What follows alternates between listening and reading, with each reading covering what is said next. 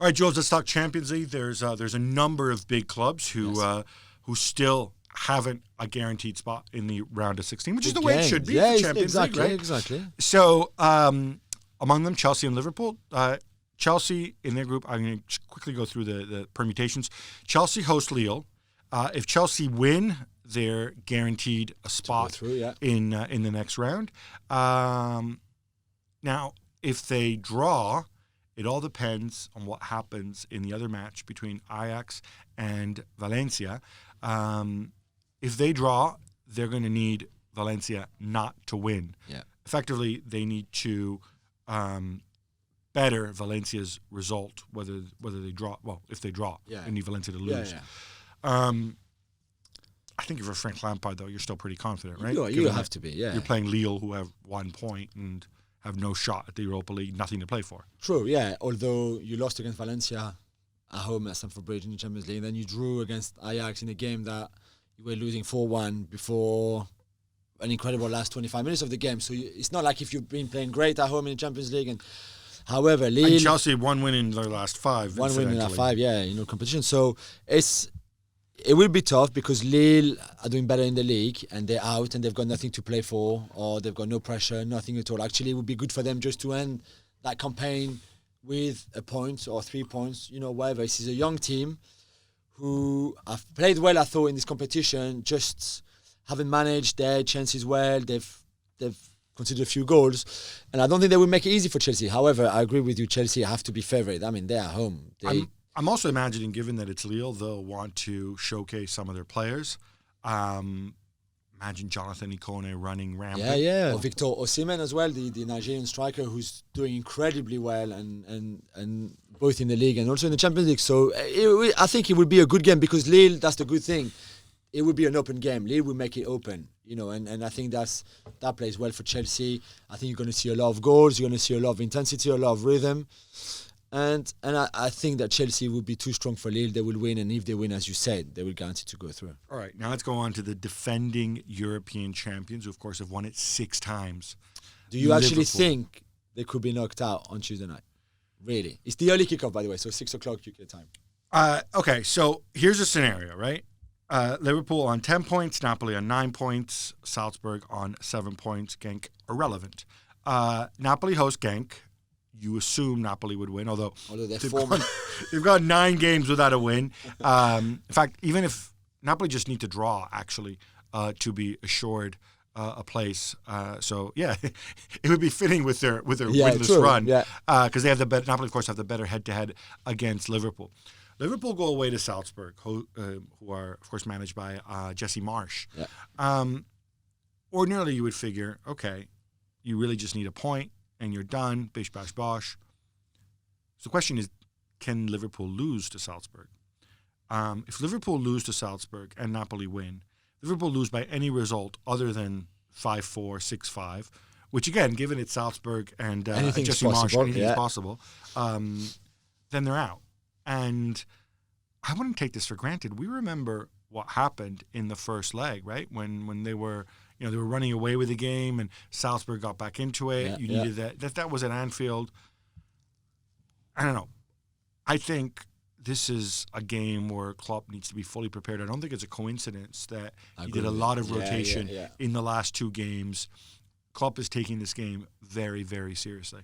Yeah, and I think he's right. Like you said, Trent was on the bench. Manu didn't even come on at the weekend against Bournemouth in that game. There was a lot of rotation. And then rotated in midweek as well. You're right, in the derby. So it's...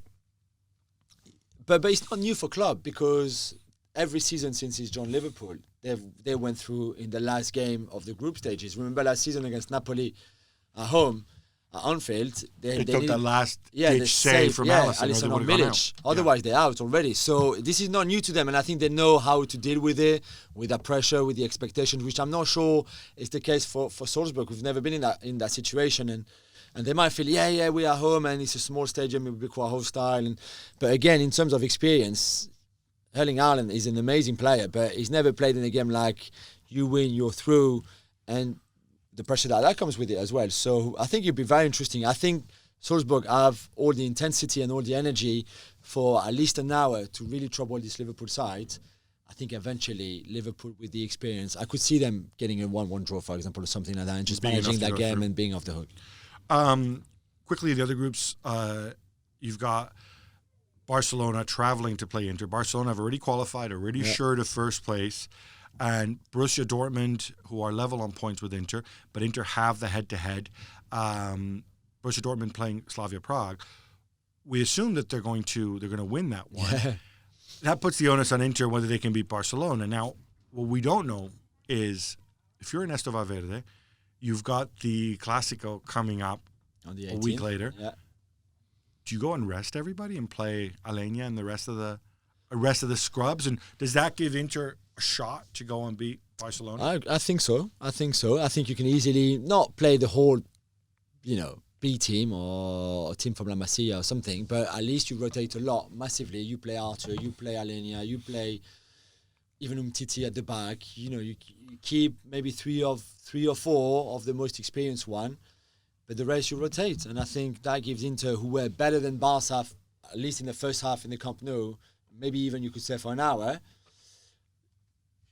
that gives them a shout. No Barella, no Sensi though, which is the big thing, because they will have to score, they will have to take the chances, they will have to be very clinical in both boxes, and it would be even better for them had they have their two best midfielders of the season. But plenty of Lula, Lukaku, Lautaro. Finally, is that how you call them? They're trying to find something catchy. So the best they've come up with is Lula. Not sure. Anyway. You can do better. You can do better. Enters on a postcard. Finally, Atalanta, I'm going to bring this up because it's an incredible story. Yeah. They lose their first 3 games. They draw the next one, and they could still advance. I think they'd be the first team ever to advance after having just 1 point after 4 games. Because Spurs last season had 1 after 3 games, didn't they? Yeah. And they went through. Now, they're away to Shakhtar Donetsk. Yeah. Manchester City, who obviously have already qualified, they're playing Dinamo Zagreb. If City beat Dinamo Zagreb and Atalanta win away against Shakhtar Donetsk, the game obviously is not in Donetsk. I think it's in Kharkiv. Yeah, Kharkiv. Atalanta advance. That would be incredible. That would be quite the story, especially considering, apart from the opening game, they've played really well. They lost 2-1 against Shakhtar at home. They play at San Siro, so but in Italy, which was a game that they should have never lost. They could have won it was by the 3 or last 4 goal, from Shakhtar. So it would be so good, wouldn't it?